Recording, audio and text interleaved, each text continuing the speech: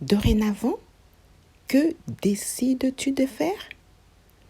Tu me donneras la réponse à la fin de cette vidéo, mais avant tout, permets-moi de lire quelques versets bibliques qui m'ont été inspirés à partir d'un fait réel. Que Dieu nous bénisse. Il est écrit dans Psaume 111, verset 10, « La crainte de l'Éternel, c'est les commencements de la sagesse. » Notamment, sur base de ces faits réels, c'est les commencements de la sagesse de ne pas faire du mal à autrui.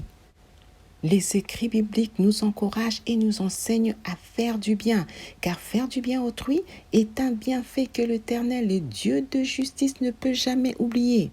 Bien-aimé, ne te lasse pas à faire du bien. Suis le pas de Jésus.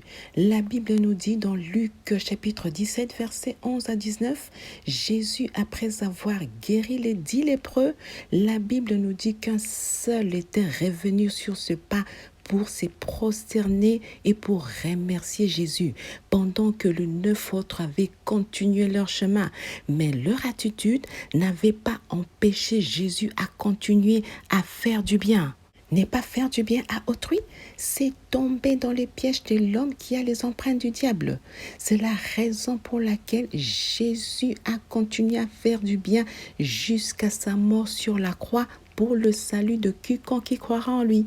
Je sais qu'il est difficile pour l'homme de faire du bien envers une personne qui lui a fait du mal. À tel point l'homme s'est dit trop bon, trop con. Mais laisse-moi te dire que en continuant à faire du bien à autrui, tu manifestes la bonté de l'Éternel qui se renouvelle tous les matins. Bien-aimés, soyons parmi celles qui continuent à manifester la bonté de l'Éternel envers nos semblables, même s'il y a la non-reconnaissance de leur part.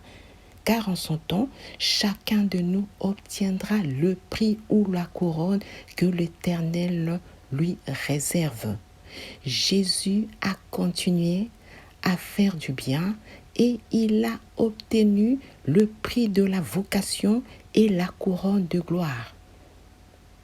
Maintenant, je viens te poser la question. Dorénavant, que décides-tu de faire? Du bien ou du mal? Que Dieu nous bénisse.